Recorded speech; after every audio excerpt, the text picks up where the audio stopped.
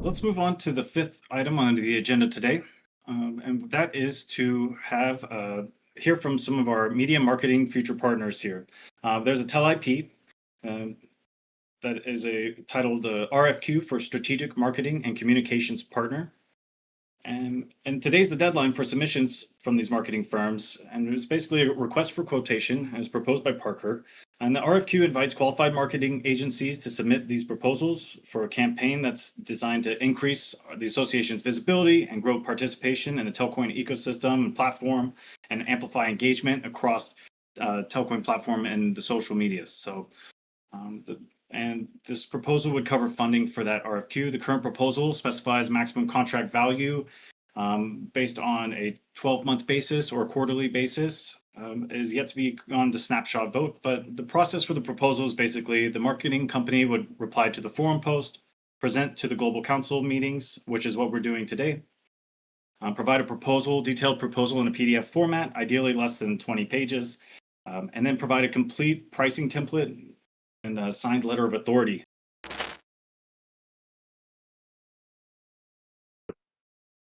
Good morning. Great. Glad you guys can make Really, it. really, yeah, happy to be here. It's been on our calendar for a while with a big gold star next to it, so we were excited about it.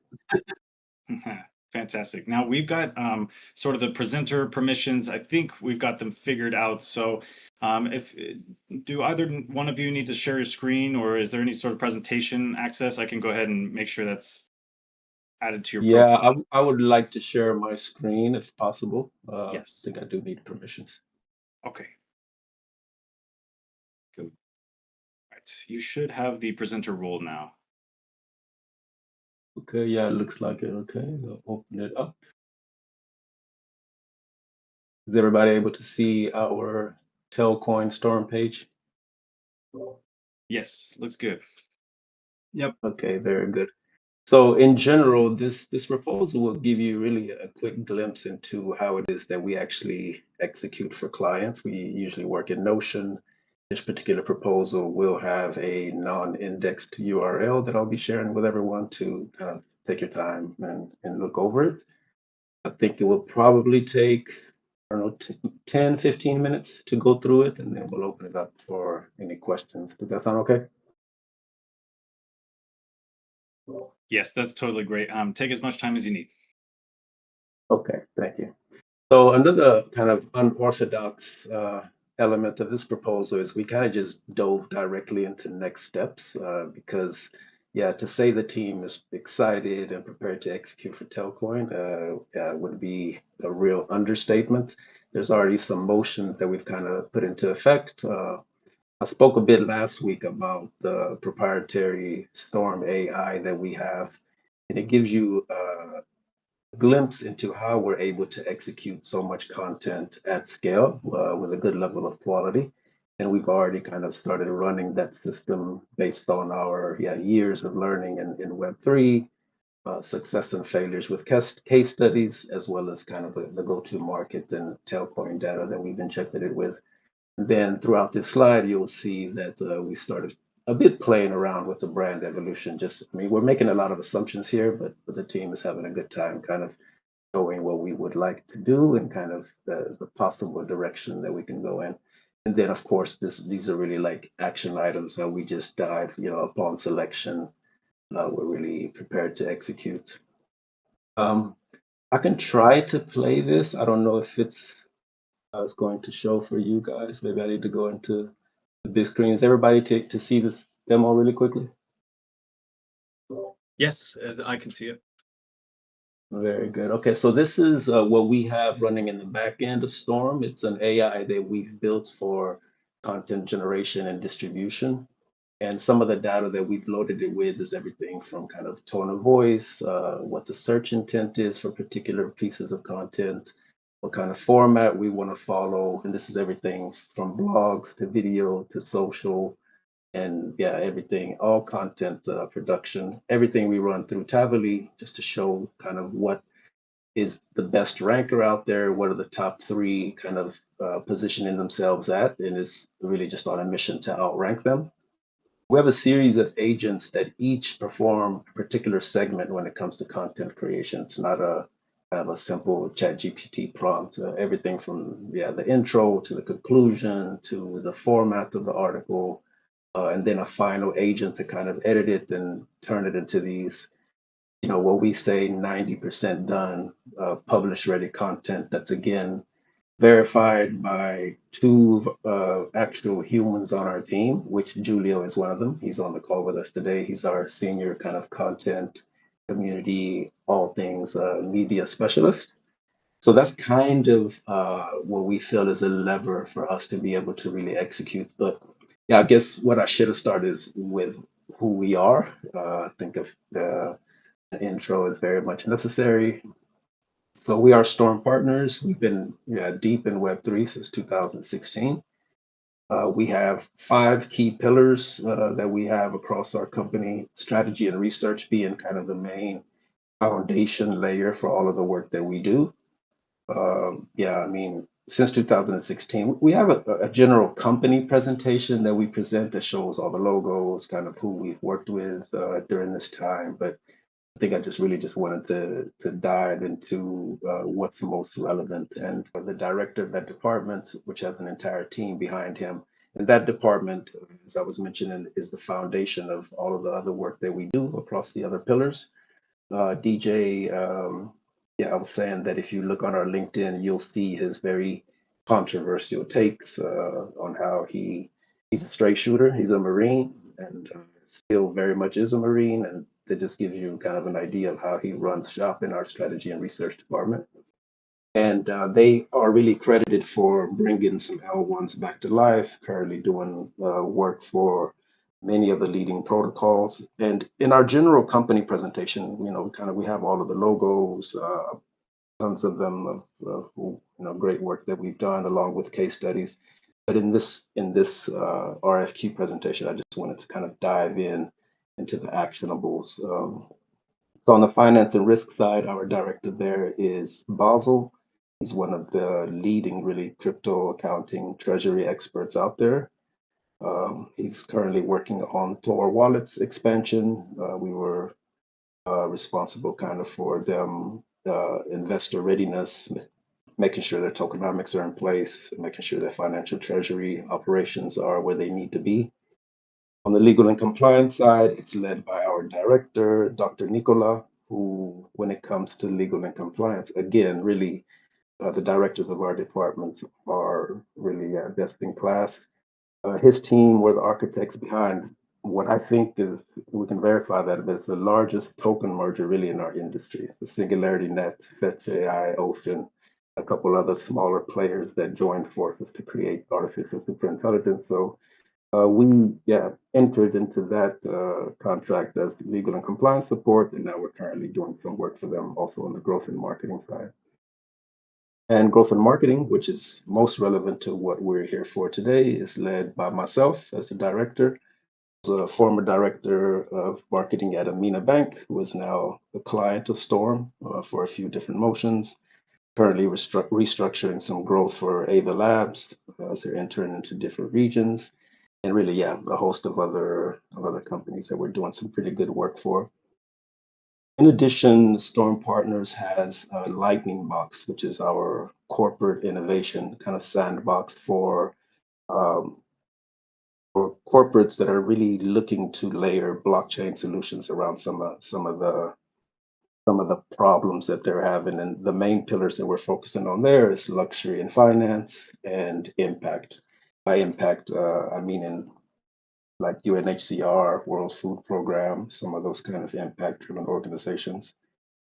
You may, if you kind of know Storm and you're following Storm, you may have seen that we recently had Corporate Innovation Day where we brought together, TradFi, luxury brands, impact organizations, as I just mentioned, which I believe is relative to Telcoin when we look at the expansion towards remittances across the globe. A lot of these organizations are looking for a seamless way to do that.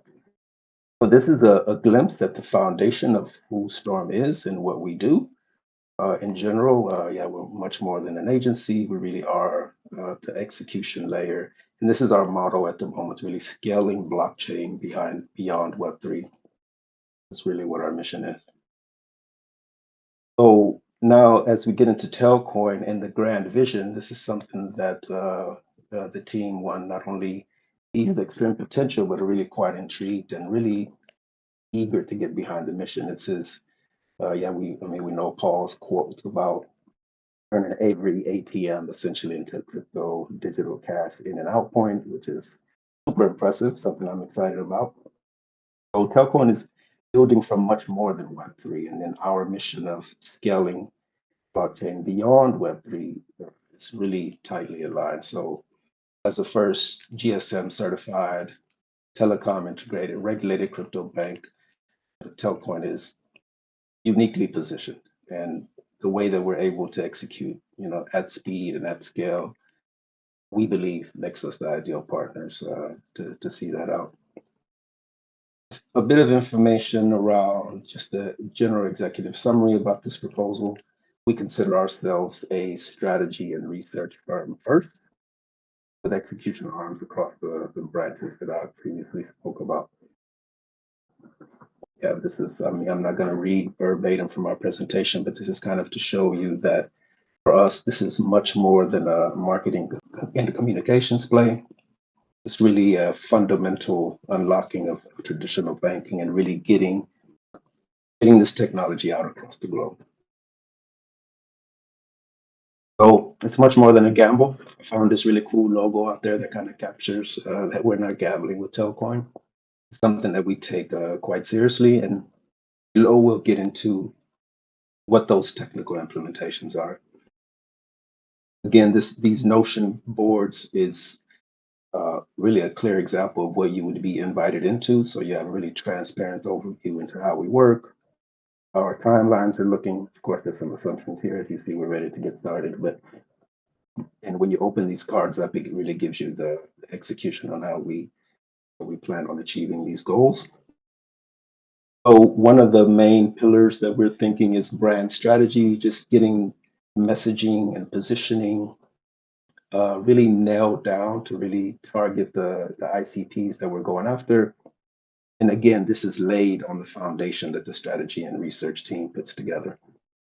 These are kind of some of the execution points that we look at. And again, this brand evolution really was just the team, just kind of having a good time and showing the directions that we can take Telcoin. And if you take, for example, this first slide here, it's really a very gentle kind of evolution where the only thing that we did is kind of align the logo font as well with the logo, make sure it's kind of aligned. As we started expanding a bit, being a bit creative, we came up with this particular version with the T and the C, and the one that I like the most, of course. So I put it big here, is this real evolution of what Telcoin is. These dots that you see here, they kind of represent the GSM network. And you may see a T there, you may see, I don't know, Falcon rocket going up, but essentially it's showing that, the internet of money based on the GSM network. So that's what our in-house head of design kind of put together. And there's, of course, a lot of layers, a lot of alignment between both of our teams that's needed to come with the final outcome. So on the campaign execution, we are basing it around initial goals that are in RFQ. In terms of feedback, it's a pretty well structured RFQ. It sounds like the team that put it together has a pretty clear understanding of what the goal should be. Yeah, we do have some input on some areas that we can expand, maybe some opportunities that weren't recognized that we'd like to take advantage of. And again, those will be really detailed out and discovered together as we align our teams. Content and media, this is really like no end dates to it. This is something that we continuously develop. Storm AI, I just showed that to you, but also the creative production as we go out with our community framework with the AMAs and the guest podcasts, really all the fundamentals of marketing, like nothing that you get extra credit for. It just needs to be executed well, executed with precision and with very clear goals in mind. And community and localization, this is really a key part of what it is that we're doing, and making sure we are deeply embedded in the markets that we're going after. We have ambassador frameworks, partnership frameworks. We really get into working with product teams on improving onboarding, increasing retention, and just ensuring that everything is integrated across product applications, across growth, really fully encompassed integrated strategy. Are there any questions so far as I keep diving into it, or is everybody okay?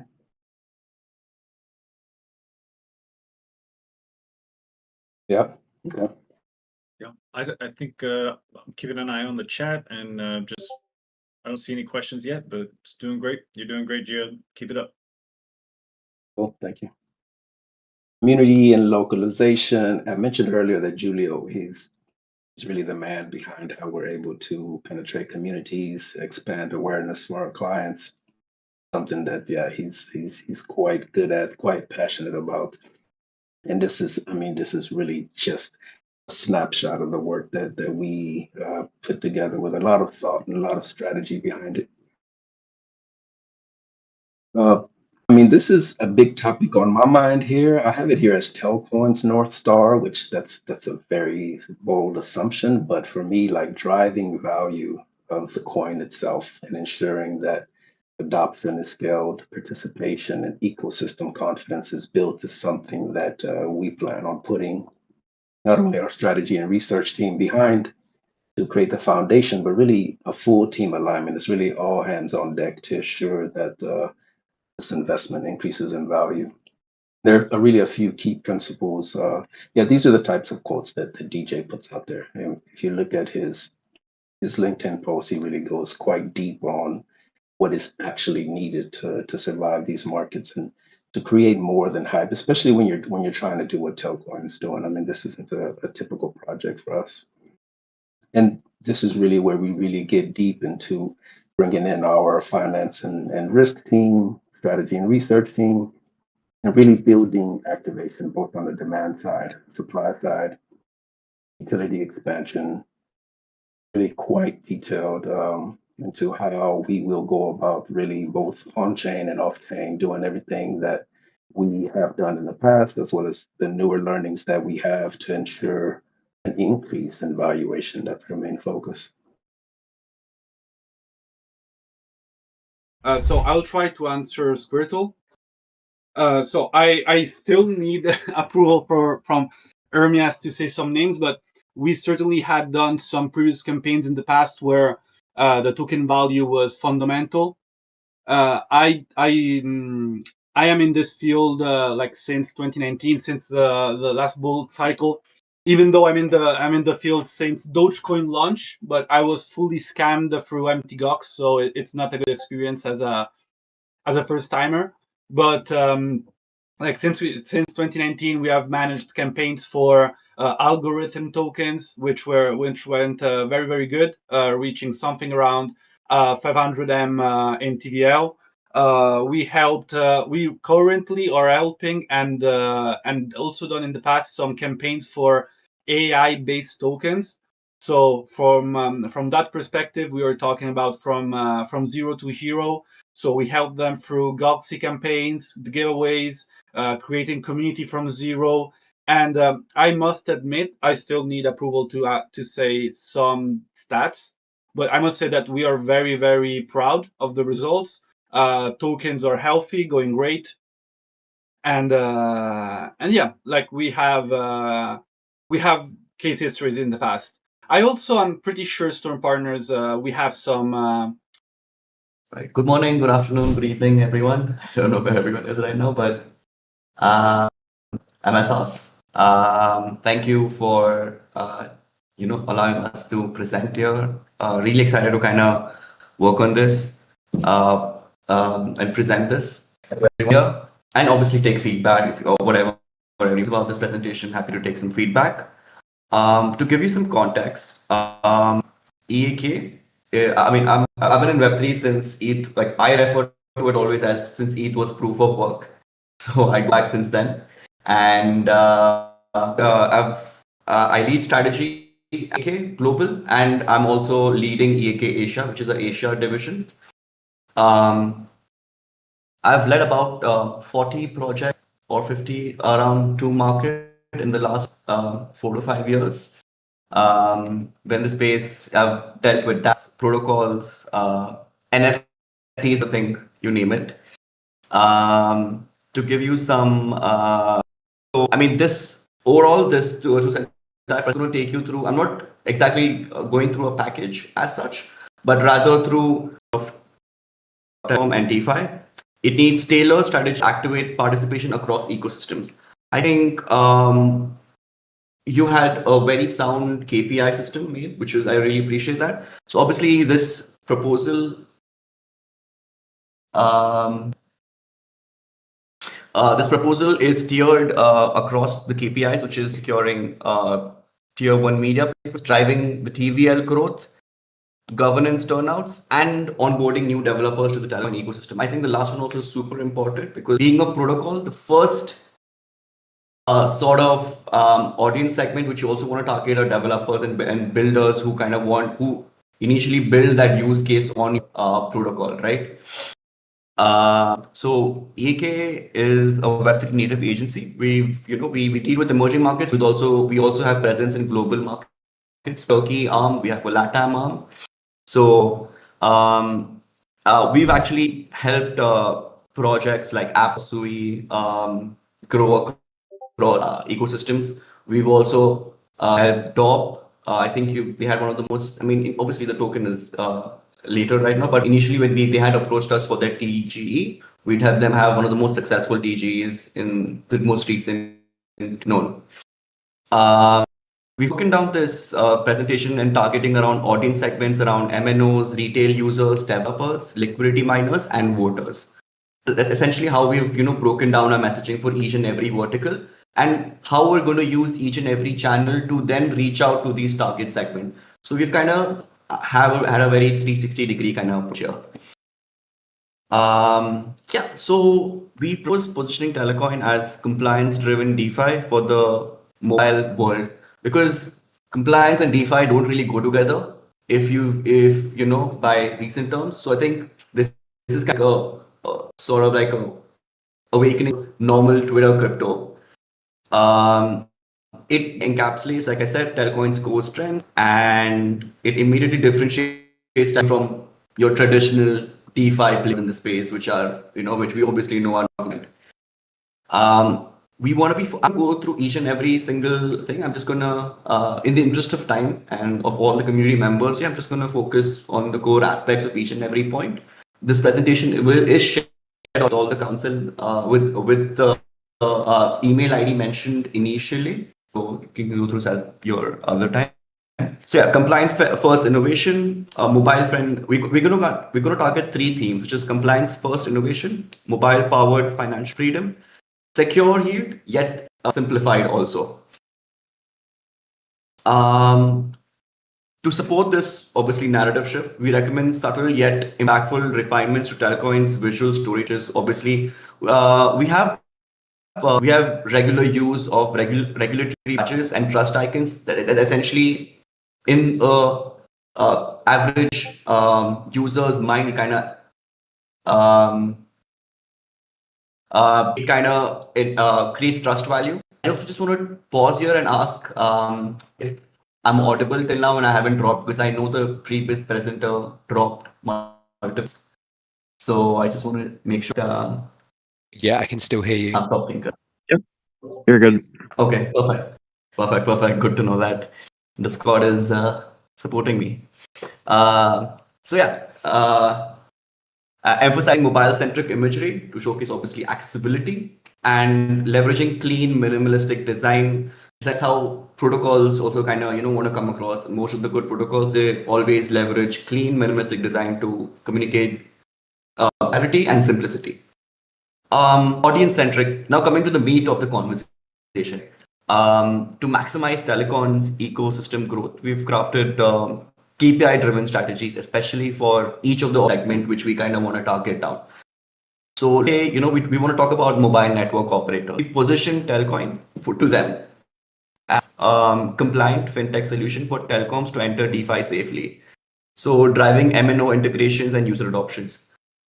The thing is that like to talk to these guys, and because I know that we have like you just mentioned and Grant just mentioned that you're a couple things led. So you also want to back it up by having thought leadership, opinion pieces, webinars, LinkedIn content on compliant opportunities, just so that you have that digital infrastructure when you do talk to these mobile network operators.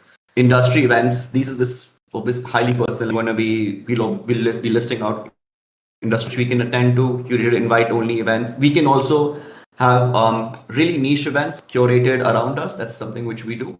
Invite only events, sponsorship and speaking roles at events like Mobile World Congress. That's something which came up as a suggestion from the team.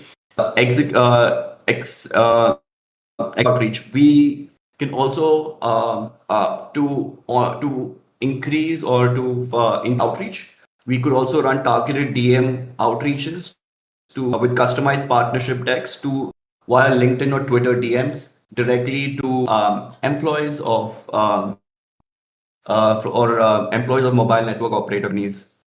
So yeah, I've just also aligned it with some sort of like a with KPIs here, just so that when we know that we're doing these activities, these are the KPIs to keep in mind. Retail users, that's pretty simple to be honest. We'll be doing localized social educational reels, stories, friendly content, emphasizing simple and remittance things. Influencer partnerships. We micro influencers.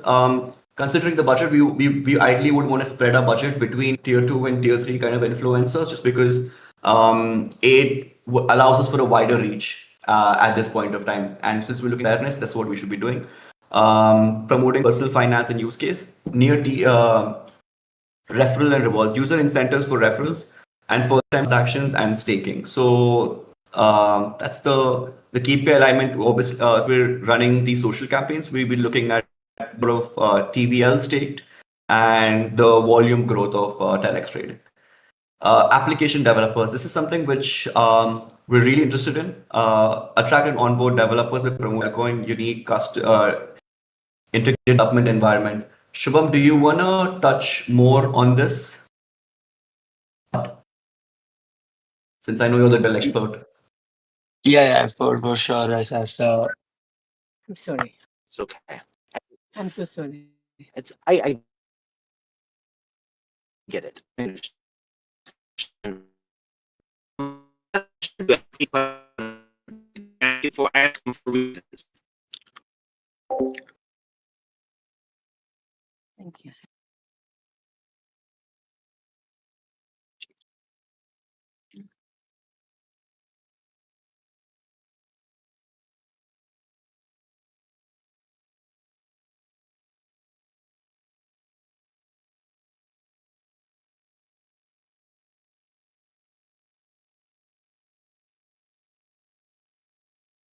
I'm gonna pull forward, let you I out, know. then repark. Yeah. Does it make sense? Yeah. Because I'm trying to keep that clear for them. Yeah. Just do whatever you want. I'm gonna drop you off here, and then Okay. I'm gonna once you get out, I'm gonna. Yeah. Thank you so much. Sorry. You're fine. Amir, you're not on mute. I just put him on mute. Hello.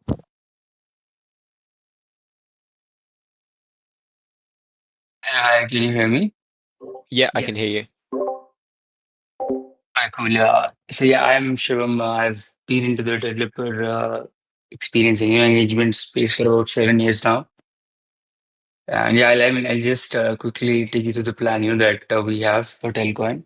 So we'll be starting with Telcon's reach to diverse developer communities. So initially, the plan is to partner with 2 external hackathons, and including an in-person event and of course a virtual event as well. And I mean, the plan is to we start the hackathon partnerships in Q2, and in Q3 we host a virtual hackathon wherein we'll be providing a dynamic platform for builders for everywhere to bring innovative ideas and projects. And to end it up, we'll be hosting one in-person hackathon wherein all of the developers who have participated, they get chance to connect, collaborate, and create in the same space. And in addition to this, right, we also are planning to launch a developer portal packed with the tutorials, the documentation, and the practical how-to content, the general videos that you see. And I mean, like the goal and the objective here is to make onboarding and building on Telcoin as seamless as possible. And apart from this, of course, we'll be holding governance town halls and AMAs, just to keep the tech community informed and engaged, so that they feel empowered to participate in Telecoin's future. And on the giveaway and the referrals part, we'll be rolling out 3 bounty campaigns throughout the year. And again, the objective here would be we aim over 50 quality submissions per campaign. So yeah, I mean, like just to cover up the numbers here, so we expect, I mean, these initiatives to bring in over 800 new devs by end of the year, and 150 plus developer contributions through apps, integrations, and code commits. Yeah, that's pretty much it. If you have any questions, happy to answer them. Right. Thank you, Shubham. I'm gonna continue with the presentation. Of course, we take questions towards the end. So, okay, coming back to let's talk about contributors, right? We obviously want to put one of the KPIs was to boost community governance. So easy series, easy to follow, snapshot, and taking guides. That's what we recommend. Canadian stuff. One thing which, because I've been part of the jury also, love how they kind of handle their town halls. They also have these reward participations with badges and airdrop incentive based on the amount of participation which you do show in these. Every new protocol, every new product being built on Jupe, you do get some sort of like an airdrop coming. While the launchpad, you do get some sort of drop. So I think that's something which to take note of. That's something which I felt like could be mentioned here. Weekly town halls and AMAs frequent. I think that's amazing work which you guys are already doing here. So I'm not going to focus too much on that. Our KPIs would be to increase voter turnout and tile staking and delegation via that. Campaign tactics and execution plan continued. We just want to outline some tactics here. So through earned media engine, we'd be targeting tier 1 media outreach. We want to be securing pitching, strategic pitching, news hooks, and we want to be getting our free coverage on crypto trends, thought leadership articles, monthly byline articles, or opening Telcoin as a leader in compliant for telecom, which has got one of our clients on CNN recently, just as an op-ed. Professionally curated press kits, media. Obviously, we have a toolkit for this prepared. This all will be prepared by our PR executive. We do have internal so like Crypto Harrow and EK Wire, which basically help us get these opportunities on a regular, faster basis. We have a strong journalists. EK has been in the space for about 8+ years. Hence, influencer and KOL amplification, strategic partnerships with crypto influencers in targeted regions. In the global crypto space, MENA and SCH, is because I focus on the because of the low CPA and just keeping the budget in mind. YouTube reviews and explainers, influencer throughs of Telcoin products and staking. Especially when we do see these developers come in, we'll see more products come in. That's where we would also want to increase our infrastructure. Micro-influencer campaigns, localized grassroots campaigns with Web 2.5 to appliance. The thing is that we do recommend some sort of 2.5 audience because the amount of Web3 audience is limited. The amount of Web 2.5 audience is much bigger. So what girls don't realize, and most of the Web3 don't realize, they just try to eat the same pie. We obviously will target Web3 audience, but we also do want to expand and start we cement ourselves on the grassroots level. We have higher adoption chances later on. Application developers is something which Shubham mentioned from Q2 to Q4 with 2 external hackathons. This is essentially to show you how our progression would be to get new developers. One in-person event to reach and tap into broader developer communities. Q3 host our Telcoin. In Q3, we'd probably host our Telcoin virtual hackathon, and in Q4 host Telcoin in-person hackathon. These developer program creations launch and continuously update a developer portal with tutorials, robust document, and how-to content. We'll run bounty programs, run 3 bounty campaigns per year, incentivizing app integration development. Our targets are going to be 50 plus submissions per campaign, and we onboard 800 new active developers by the year end. This is just a roadmap on how our developer program would work.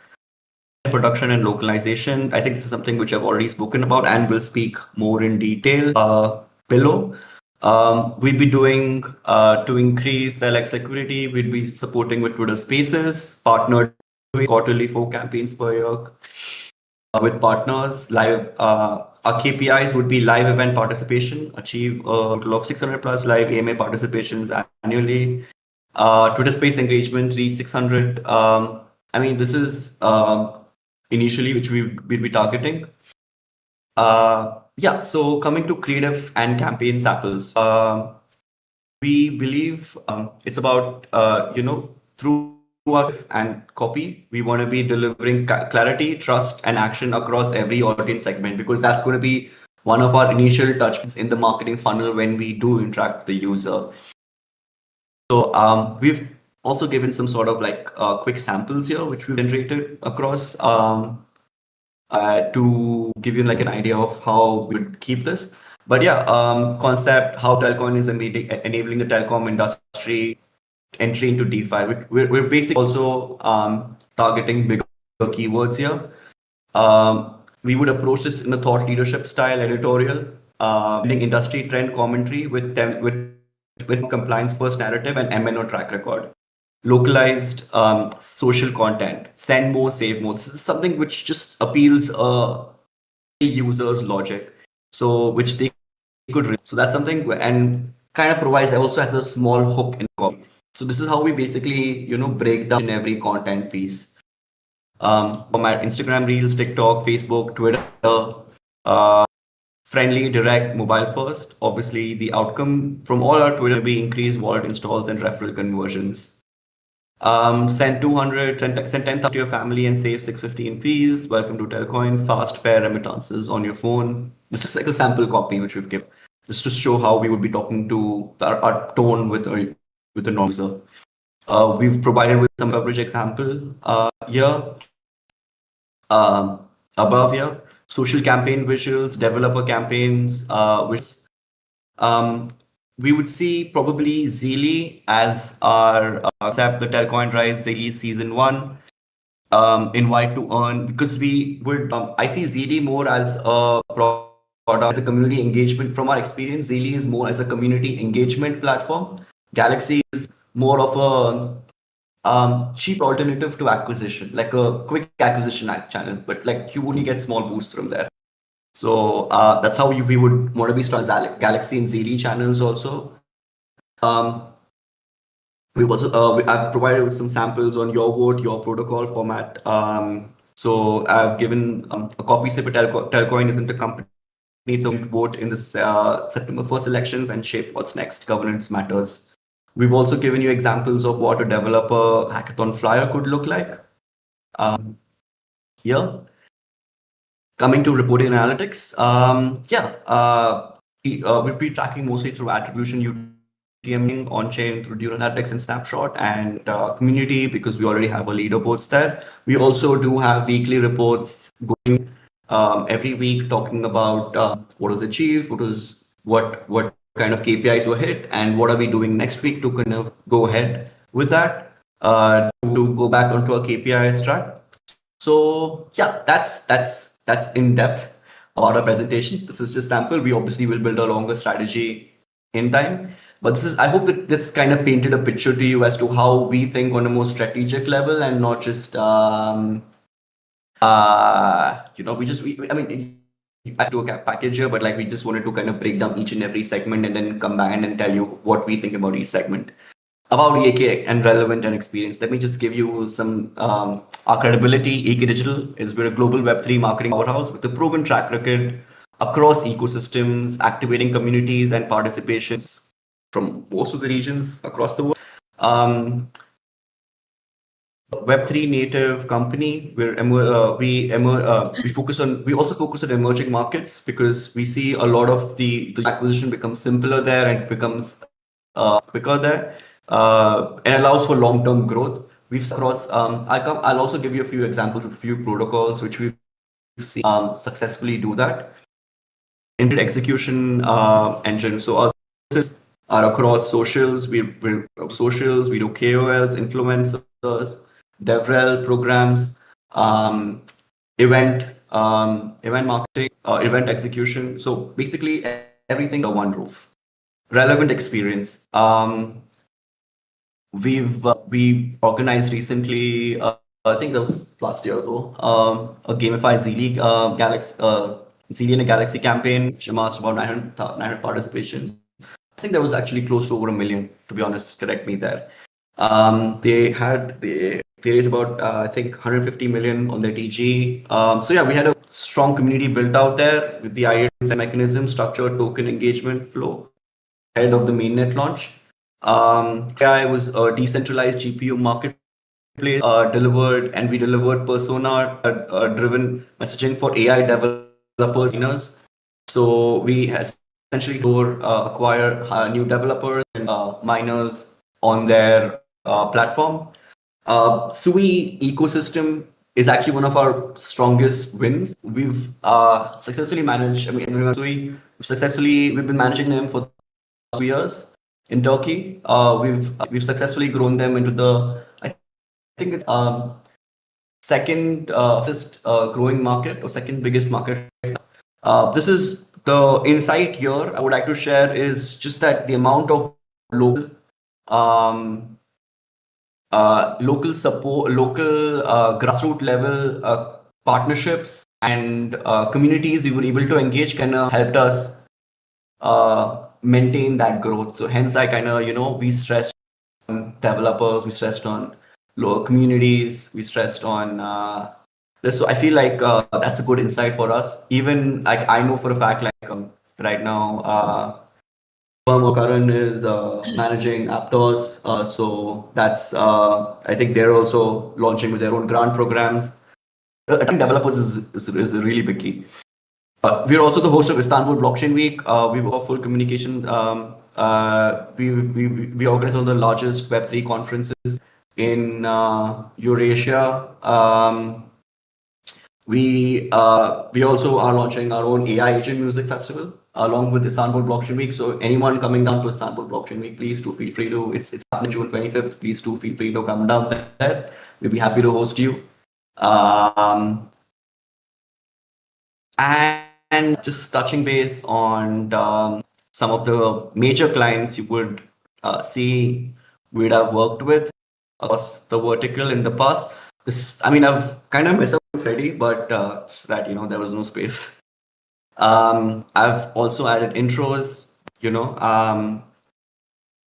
myself. I've added also Karan here, which he's with a couple of protocols himself. Shubham, who spoke to you on the DevRel side. He's led major projects in the APAC and EU region and for major work with hackathon organizers across the globe. Just give you a small screenshot, small evidence of the team, which I've not added obviously the RC. So I've just given you a snapshot of what the kind of team you would be with here. And yeah, that's about it. I've given a small breakdown here of the pricing, but this can be reviewed on a later basis also. Fantastic. Thank you for going through the presentation. I really appreciate your preparedness today. I want to open the floor to the council and the audience members for any questions for EAK Digital.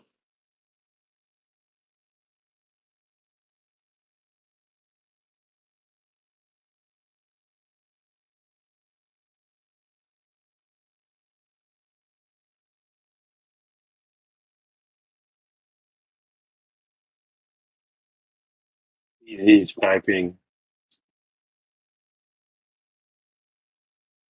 Okay.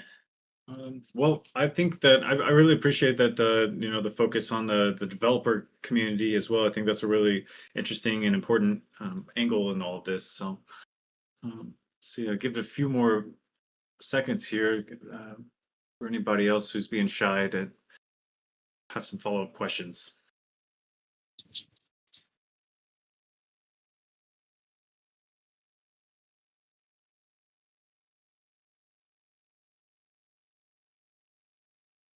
So, where did you say your team is located right now? I saw you had like this particular team. Is this an example of who we'd be working with, or is this where? Yeah, Is this this is an the example. current team?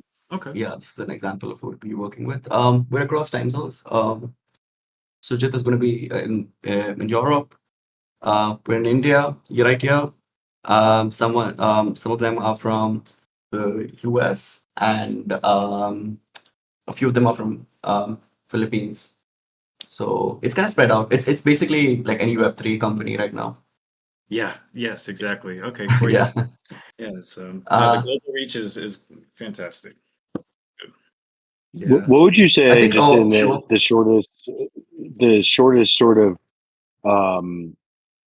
not shortest, but sort of executive summary is your unique value proposition to Telcoin, the Telcoin Association, this global blockchain network standard for telecoms and vertical platform for blockchain finance. What's your sort of value proposition that your agency can bring to us that we should distill from everything?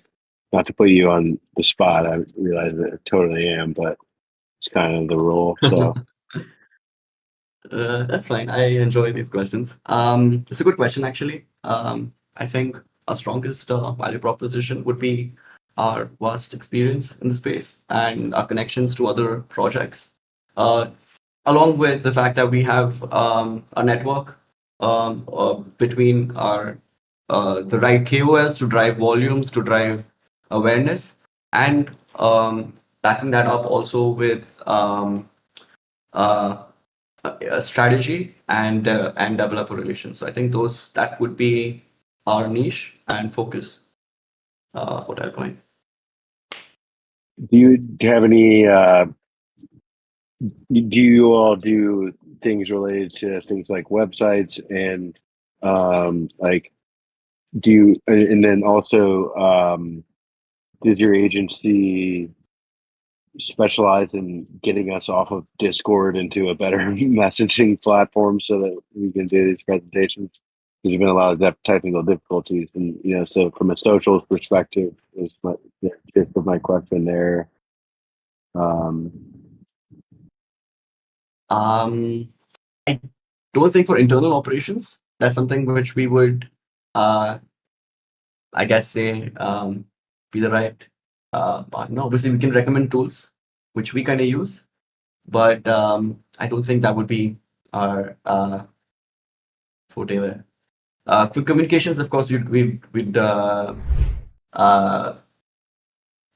improve on your social strategy per se, but wouldn't really tell you that I can tell you if there's a better platform out there. I was just wondering, with your goal figures that you had for some of the AMAs and the events and stuff, how do you come about reaching, like pinpointing those figures there?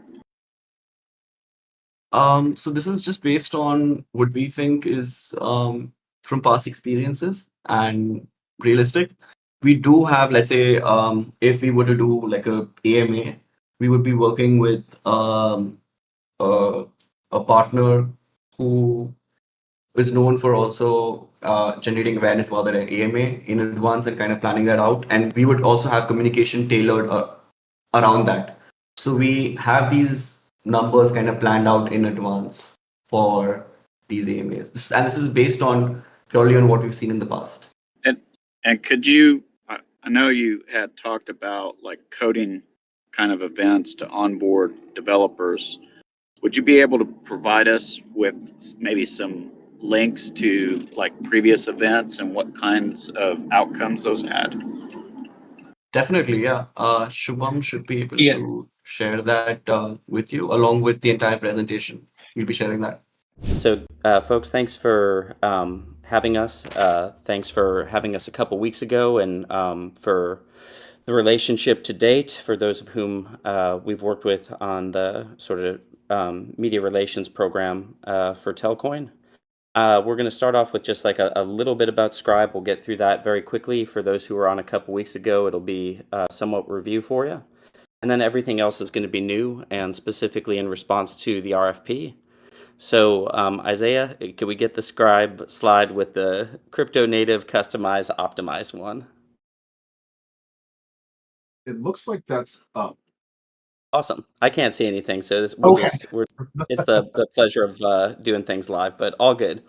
All right, so at Scribe, we're 2 years old. Every one of the projects that we work with involves blockchain. That ranges from projects that are more like Telcoin's profile, all the way up to some massive 10-year-old multi-billion market cap crypto projects. And then some normie companies, think institutional finance and things of that nature, who now have an interest in Web3 and are integrating blockchains into their operations. In terms of the crypto nativity, we're going to talk about this in a moment, but Telcoin is fairly complex. Just the business operations of Telcoins, the various stakeholders whom you interact with, the different sort of parts of the business. And so we're going to understand that all very well from day one, and obviously the prior experience is helpful. And then beyond that, and this is not a commentary on any of the fellow agencies who are presenting today. This is a blanket statement about marketing in Web3. But as discussed a couple weeks back, we just find Web3 in general to be very lacking in marketing from a quality standpoint, people doing it really well. And a lot of crypto marketing literally looks like a cut and paste job, where companies are showing up, projects are showing up the same way on Twitter, the same way in media, the same way at events. And the purpose of marketing is to distinguish a brand from its peer set in order to build brand equity, in order to build goodwill valuation that literally translates into the balance sheet. And so we're also crypto native enough to understand that sort of see a sameness is what we call it. And how can we get, in this case, Telcoin to show up in a crypto native way that doesn't look like everything else that you see in the world of Web3 marketing and comms. The next bit there is that we are customized. And you will see that, a lot of times, and again, this is not in reference to any of the fellow agencies here, but a lot of times when people get an RFP, they're really approaching it in terms of, okay, you've asked us for specific channel programming, social media, media relations, etc. And we're going to do a little bit of a copy and paste job, and we're going to, show you our Twitter program, how we do Twitter programming, how we do media relations. And we don't do that, and you'll see the stuff that we're going to present, hopefully, if we do it well. You can see that we're not going to be able to present that to whomever we're pitching to next. It is specific and customized to Telcoin, and it fits your situation, hopefully, if we understand it well. And then the last bit is optimization. And so once you get the strategy right and you get the brand right, the tactics are actually quite less important. That is to say, let's say that, for example, we decided that Twitter was a great channel for us coming out of the gate. And for whatever reason, the industry moves quickly. Telcoin, discovers that LinkedIn is really the channel it should be on. Like that's a normal thing in marketing. It shouldn't be the death of the program. And you'll see in some of the stuff we'll show you, the channels at a certain point, they're interchangeable parts. And if the strategy is good, it's fine if the channels change. Discovering that, Twitter is not the be all and end all and we can just shift it. That's normal. It's not the death of the program or a failure. And so that's just some stuff that differentiates us from the Web3 marketing industry writ large. Can you forward to the logo slide? Done. You got it? Yep. All right, cool. With this, the only stuff we'll say, and everyone's got cool logo slides. For us, just two things to point out. We're only 2 years old. So these aren't legacy accounts that somebody worked on, 5 years ago and the experience is no longer relevant. These are all current projects, recent projects, or current long-term client remits. And then the other thing I'll say is that at the bottom of the slide, you see a bunch of companies that are earlier stage. Some of them are $3 to $5 million seed rounds, and we work with those folks to help them get to the next level of their development cycles. And then some of the folks on top, those are the more established multi-billion-dollar market cap companies or projects in some cases. And some of those have 60-person marketing teams internally, and we work with them. Some of the folks who are newer, they have no marketing at all, and we essentially function as their outsourced marketing team. Our goal with each of these engagements, again, to the point of customization, we want to snap in like a puzzle piece. We want to just figure out how we can most effectively bolt on to wherever a project is in its lifespan and whatever its team may or may not be. And we don't want to be a puzzle piece that doesn't fit, that's just sitting on top of the other puzzle pieces. So that's, just sort of how we're coming at the world. If we can go to the next slide, please. Just give me a little visual cue or a thumbs up or something. You're good. Awesome. Thank you. These are our areas of expertise. We're versatile. As I said, a channel execution shouldn't make or break it. Having to switch from social media to community to media relations to paid advertising. So we operate across these three areas. We're not going to go through them in great detail.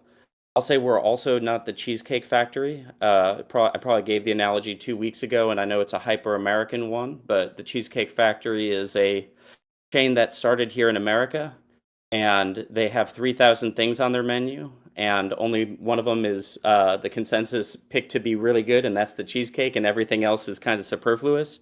So in terms of we're versatile. We do these things all really well. And we're not trying to just sell everybody everything. We're going to put something custom together.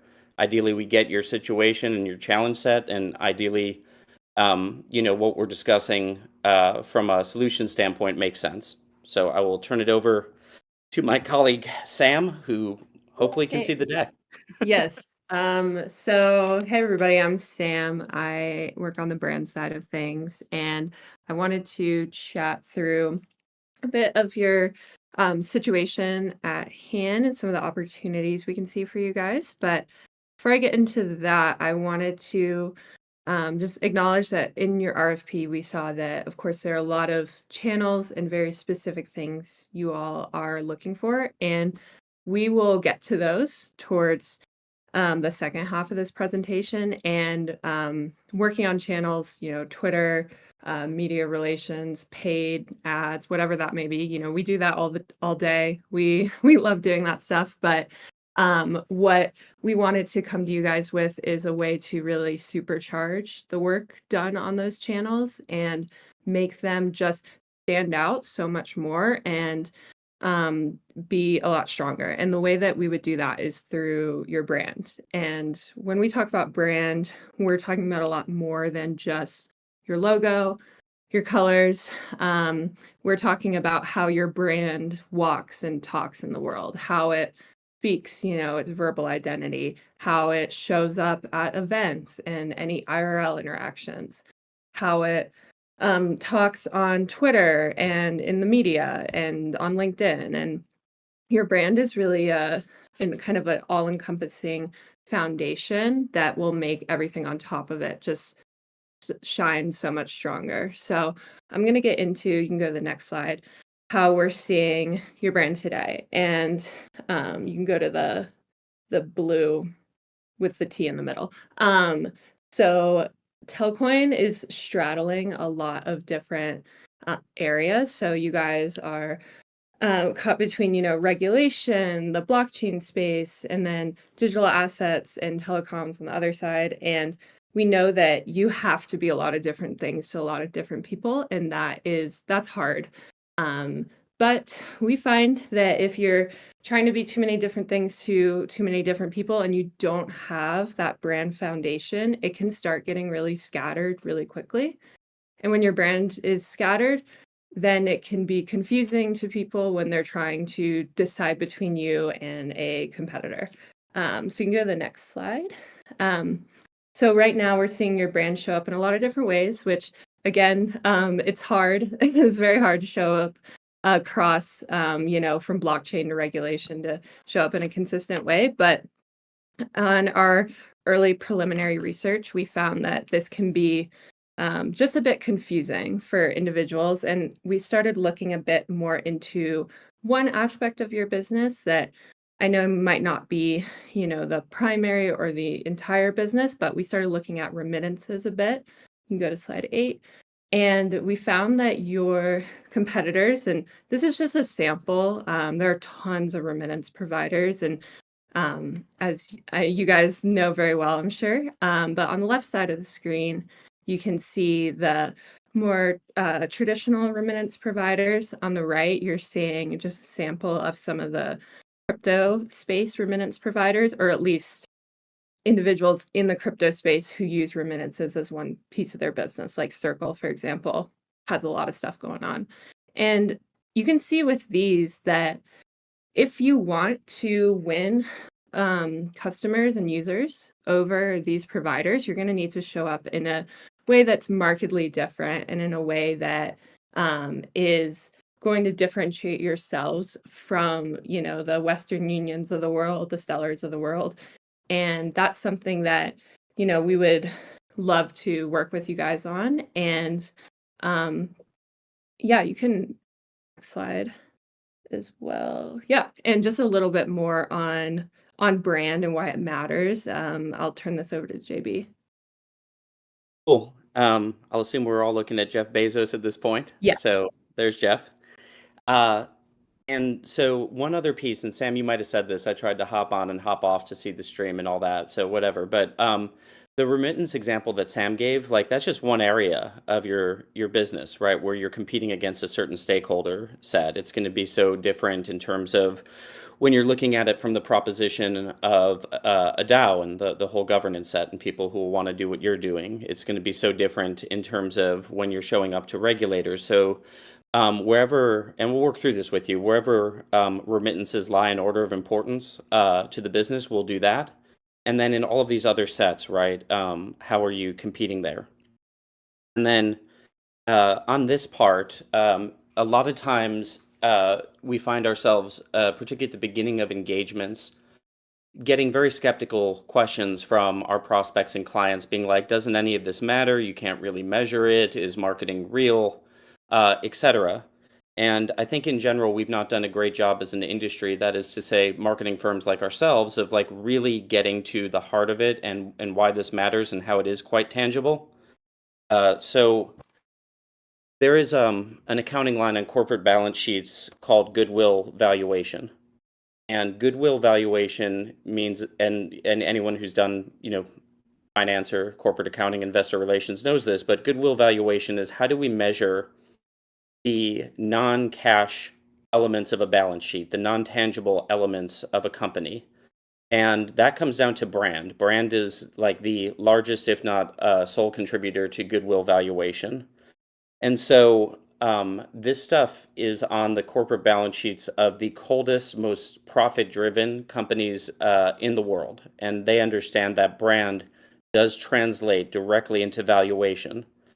The example here is Amazon Whole Foods. I think I did give this one 2 weeks ago, so just bear with me on that if you heard it. But in 2017, when Amazon bought Whole Foods, they paid a 20% premium on that versus what the stock was trading at. They paid $9 billion more than Whole Foods net assets in terms of that 20% premium.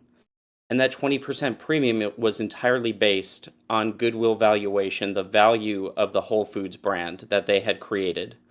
And so all that to say, I think there's very reasonable questions about measuring marketing, measuring the impact of it, ROI, all of that. But it is real, and people, the most cold-blooded companies in the world, recognize it as an indisputable fact that brand matters. So on the next slide, if you don't mind, you guys should all see Apple. The way that Amazon, Whole Foods, Apple increase the valuation of their brands, which translates into that goodwill column on corporate accounting, it starts with having really effective brand architecture. And the way that this works is Apple, the master brand on top, that's the bank. That is the brand bank. That is the thing that collects all of that goodwill valuation. After 40 years of doing this really well, the Apple brand is valued at about $500 billion. So in other words, if Samsung wanted to buy the Apple brand just to kill it, they would pay $500 billion to do that. And just like the appraisal of real estate, is it $500 billion? Is it 400 billion? You don't know that until a transaction happens, like that Amazon Whole Foods example. But it is incredibly real. And it will be in the hundreds of billions of dollars in terms of what they've built over the last 40 years. They've been able to do that starting with brand architecture. So the way that this works is Apple, by doing really, really good, fundamentally solid brand communications over 40 years, has built that Apple logo right there as a symbol of it into a powerhouse. That Apple logo, when that thing is transferred down onto the individual products, the iPads, the Apple TV Plus streaming, the Apple Store, etc., just by virtue of having that Apple logo on a tablet versus another logo, that's increasing the value of that product 20%, 30%, whatever the brand valuation experts say it is, but it is. So that's really key. The parent brand has to transfer that equity down to the product level or the business unit, the divisional level. All of those Apple products, whether, again, it's the Apple TV Plus streaming, whether it is the AirPods, whether it is the tablet, all of them are doing their own product-specific or business-specific marketing. And that is all being done on brand and on strategy in keeping with that big Apple on top, the big Apple master brand. And so every single commercial for every single product, every single event, every time you walk into an Apple store, because they've done this fundamentally well, we call it a brand halo. All of those products are transferring the equity that they're earning back to the Apple logo. And so, and that is what creates that massive valuation that translates into real dollars in terms of Apple stock being what it is today, not just because of what's on the balance sheet, but because of all of this. And Apple's an extreme example. They probably have done this better than anyone in the world. But that's what Sam's talking about, because we could, for Telcoin, we could do video spots, we could do media relations, we could do social media. But if we don't get this stuff right at the beginning, it's going to be a little bit of a leaky bucket in terms of being able to get all of that potential brand equity in the Telcoin bank, the brand bank that is, not the actual bank, but the brand bank. And that's going to be the difference between spending money inefficiently and things that don't ultimately translate up to the master brand and that valuation versus doing them in a way where we can begin right away, fundamentally sound, building that equity from day one. So that is where we would start. Next slide, please. Just give me a verbal cue, Sam. Just be like, it's good. We got the models up there. You're on it. Awesome. We're not going to go deep on this, but this is the stuff that the top brands in the world agonize over, and there's a science behind it. We use the same methodology that any of the brands on this page have used. Apple is on the left. It's a house of brands. That Apple is on virtually everything. That's what that means. You see that with Google. You see it with FedEx. Google outside of Alphabet, but Google, the consumer-facing brand, FedEx, etc. In the middle is Marriott. That's a hybrid brand. So some of the hotels say Marriott. Some of the hotels that Marriott owns don't say Marriott intentionally. Some of them say Courtyard by Marriott, right? And so it's sort of a middle ground, and that can make sense. The other is P&G and Diageo. So Diageo used to be Guinness. Back in the day, they rebranded it, but Diageo owns a ton of spirits and wine and beer, etc., and none of them say Diageo. And so even though there are these different types of ways of doing it, these different models, every single company on this list is approaching it with the same purpose. We need a brand architecture that is going to accrue the most value back to the brand to get the highest goodwill valuation, the highest non-cash, non-asset-based premium on the stock, if they're public or the token or whatever it might be. And so we have to work through that with you all before, and we can do things concurrently, like we can still, support arms and legs on the socials, etc. While we do this work. But this is foundational, and absent to this, again, it's a leaky bucket, whatever the comms channels might be. So I believe this is the last bit before I hand it back to Sam on audiences. You should see a brand, and you should see some channels on the outside. Cool. Yep, it's And all so good. Thank you, my friend. So this is what we talked about earlier. It's like you get that brand stuff right there. You get the brand bank, you get the architecture properly constructed, and that stuff. It's not like it's complex, but stuff takes us like a month to be able to work through with you guys, figure out the Telcoin master brand and how that works, figure out for all the different logos and business units and all the complexity that we saw earlier. How do we get that stuff in order so that everything's working as it should? You get that stuff right, it's not the end of the world if you decide, and I don't think we will make the decision, we're about to get into the channels, but you decide social media is not the right place for you to be, not the end of the world. We can rotate that constellation of tactics. We can optimize it, we should be. And that's going to be the difference between doing this successfully in the near term, think 6 to 12 months, and even more so over the long term, right? It's the difference between accruing interest and keeping your money under a mattress, literally. So with that, Sam, I'll get you to audiences. Yeah, sounds good. So this is showing the 5 audience buckets you all broke down in the RFP. And this is very similar to the kind of work that we would do with you all, where we would define your audience groups. We'd say, okay, we want 30% for this group, 25% for that group. And this is really how we start when we're getting ready to define the channels that we want to do. We say, where do devs hang out? Where do liquidity miners hang out? What are they like?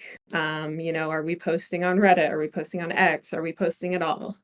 Things like that. So this is something that we would really work with you guys to maybe put a finer point on and say, are these the exact breakdowns that we want to use? Are there any subgroups within these? Like devs, for example, is a pretty large group, and how would we specify that more? So this would lead us into defining your channels, defining your messaging, and I will turn it over to Isaiah to talk about one of the channels.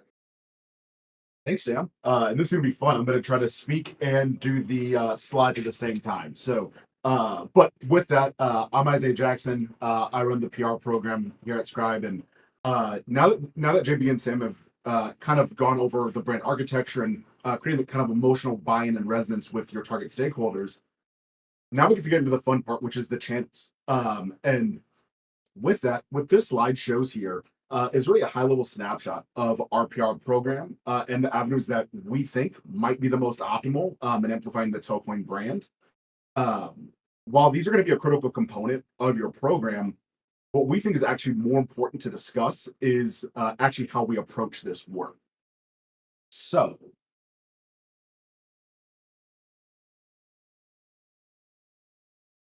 effective PR programming is really designed to build brand credibility.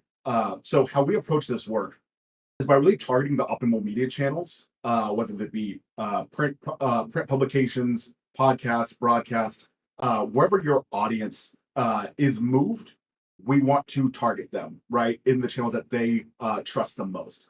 That said, we're going to focus on how we reach that audience through these print publications and broadcast channels. But what we're actually looking to achieve with this program is getting true credibility and reputational equity for the Telcoin brand. So this gives a really high-level snapshot of any typical communications program. What you'll notice here is that for any announcements that are coming from your brand, you get these peak moments from a media side, right? Where you have a platform update, that's what we're going to take to media for them to cover, right? So get this splash moment. What you'll notice, though, in this model is that in between those splash moments, you have these deep extended valleys, right? Where your brand is not being seen in the news. So what we need to do is to formulate a plan to keep your brand in the eye of the media, in the eye of the news consistently.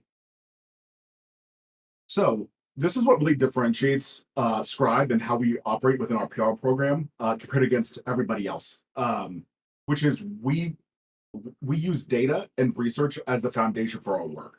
So whether it's any announcement, any thought leadership portion of the program, which I'll get into, it's all fueled by data and research.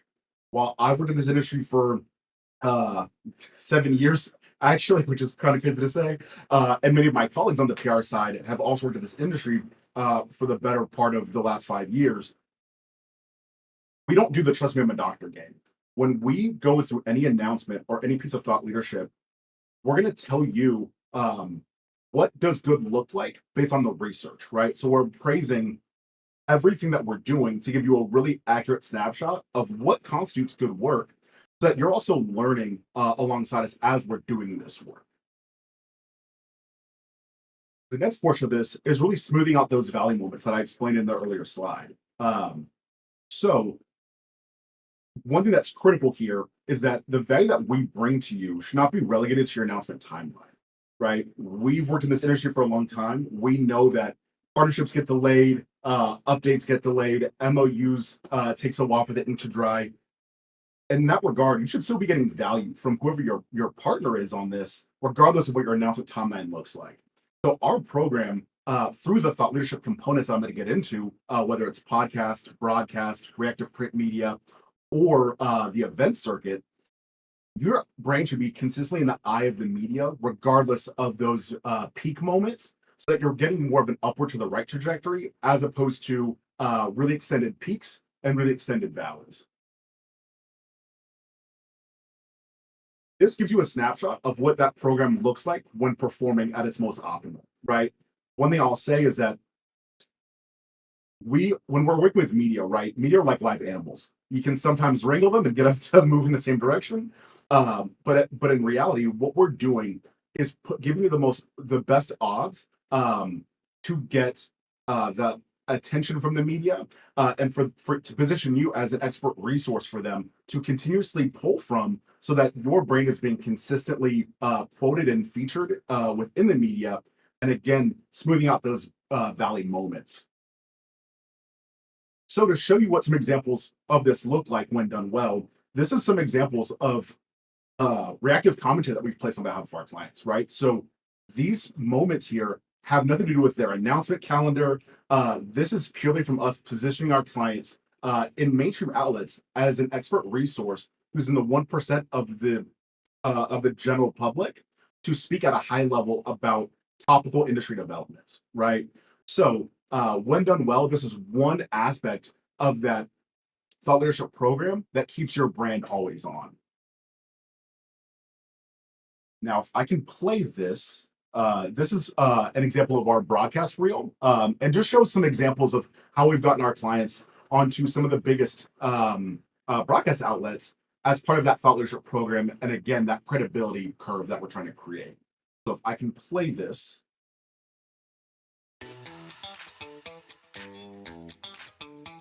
Joining me now to talk about this and the influence that SBF's downfall has had on Washington is Ari Redbord. He's the host of Legal Affairs at TRM. The SEC clearly lost as a matter of law, and the judge wrote, XRP is not a security. Fred, I mean, you increased your Bitcoin production by 172%. You've been on before and you've had great numbers.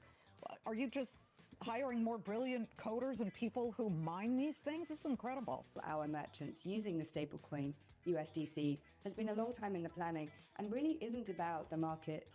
We've got Adam Dell with us right now. You certainly know his brother Michael Dell, but you know Adam has been a financial rock star in his own right. I think that blockchains are generally built.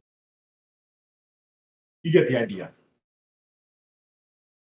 Now, lastly, as part of this program, something that we found to be, or that we believe to be a really effective channel for you all, is really this event circuit, right? As Sam alluded to earlier, we do have a wide demographic of key target audiences and stakeholders. So one aspect of this program that I think is going to be really crucial is to get you connected with these folks IRL, right? So here we've broken out 3 different groupings, whether these are telecoms events, intake events or specific events, these are opportunities for you to galvanize that key audience. And again, these are just snapshots of some of the events that might be valuable to you all. The list is probably far more extensive, but just wanted to give you a kind of a holistic picture of what this program will look like when done well, how we get you into the eye of your target stakeholders, and more importantly, into the eye of media to build that credibility. So with that, I'll throw it over to our head of social in Sana Ali. Hey everyone. Thanks for the intro, Isaiah. I'm not able to see the slides either, but I will try and do my best. So Sam and JB talked a lot about branding at the start of this presentation and the importance of how it extends into other channels. And when we talk about social, we don't just see it as another content channel, we see it as an emotional and very strategic engine for your brand. And on this slide, JB briefly mentioned the sea of sameness earlier. And we're not really calling anyone out here, but this is what crypto at large looks like on social. I'm sure you see it all the time. You could swap out the logos and no one would notice. And that's a problem. Everyone's saying the same thing, and that's not what social is meant to be or was intended for. And then on this slide, these aren't just random posts. They're part of a campaign with a clear and distinct voice. So just comparing it to the other slide. On this one, you can't swap out the brands and get the same vibe. There's a real strategy here. There's two-way engagement, there are consistent themes, and a voice that really stands out, which is always the goal and approach we aim for on social.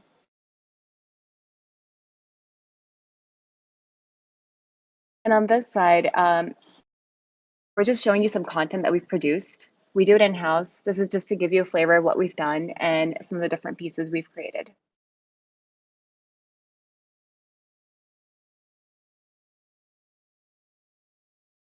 Same idea here.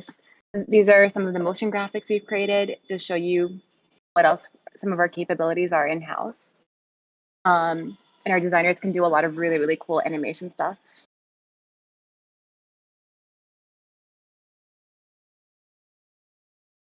Awesome. And then when we talk about paid programming, it's interesting because a lot of crypto brands don't do paid. Crypto companies who do this aren't competing with anyone, so there's a really big opportunity in the space to do in a really crypto native and targeted way. We've done this for a few brands. We've done this for Cardano, for Blockworks, and a few others. And we've seen that running really, really highly targeted campaigns can reach your exact audience through the right mechanisms. And the opportunity really here is precision, not scale, and we've been able to nail that. And yeah, with that, I'm gonna turn it over to everyone else for a Q&A and see if anyone has any questions. I know we presented a lot, and gonna turn it over to you guys. Thanks. Yeah, before and yeah, we'll get to the Q&A, just 30 seconds on it. So just to bring it all back home, the program that we're recommending, it would be starting with that brand architecture, making sure that we have Telcoin and the sub-brands, the business units, if you like, the different parts of the business, like that everything is nice and in alignment and positioned to create brand equity from the channel programming. And for starters, the recommendation would be earned media, it would be social media, and we do think an element of paid, to Sana's point, would be a good mix. And as part of PR, again, it would be the events. We call it pages and stages, but that PR layer is giving you the reach and it's combining it with credibility. It's a lot different when Bloomberg talks about how good you are versus you tweeting about yourselves or people with a vested interest in you, partners, etc., saying how great you are. So that credibility and reach layer is really key, especially when you get into the regulatory environment that you will deal with here in the United States more than many projects will that we work with. And then, the social and paid really giving you the mechanisms to speak on a much more personal, emotional, and psychological level with your target audiences and really bring that element of the brand to life. So that's the overall program, and that's initially where the channels would fit in and why. And again, if we are 3 months down the line and we discover the paid program wasn't as effective as we all thought it would be, that's fine. And we'll cut that thing out and we'll put something else in there, just as one example. So with that, if there's any Q&A, we're happy to take it. And we're also cognizant that we have two peer agencies who will be presenting to you, so we want to be respectful of their time. So thank you, guys. Awesome, amazing stuff, guys. Yeah, if there's any questions, please do post them in the chat. The chat now. Let's see if we've got any. Yeah, no questions from the stream. We'll give it a few minutes, but yeah, we really appreciate JB, Sana, Sam, and Isaiah coming up here. I know you're struggling through a few technical things and muddling through as a team. So yeah, we really appreciate it. We'll just give... One question here is, what about the TEL token? Sure, I'll go for it. Yeah, and so for that, there's going to be specific ways, particularly with the regulatory environment, to literally market the token. So there's that. We would figure out where the TEL token fits within that brand architecture and what should be programming specific to the token as possible. However, what I'll say is that if we're doing this really well, just like the valuation of Apple stock, and I know there's regulatory concerns about saying this in larger groups, but regulatory stuff aside, the token valuation should reflect the brand campaign, and in that the token price should not just be based on the fundamentals and the nuts and bolts of your business. In the same way that Apple's stock price, right, it gets a bump from the brand in that form of goodwill valuation. So that should really be the pull through ultimately, is that there should be that intangible value, the non-asset based value that accrues to the Telcoin token based on this work.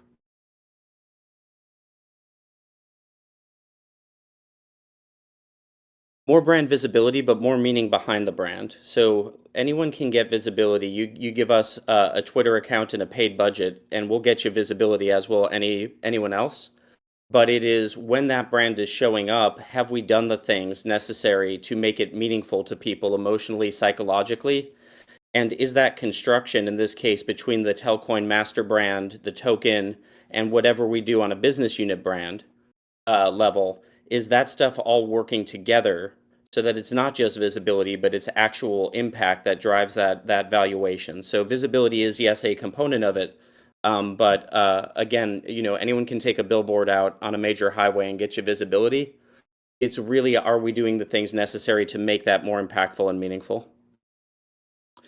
Yes, we can absolutely share case studies, no problem, and that can be included in our supplementary materials that we'll get to you all as part of this process.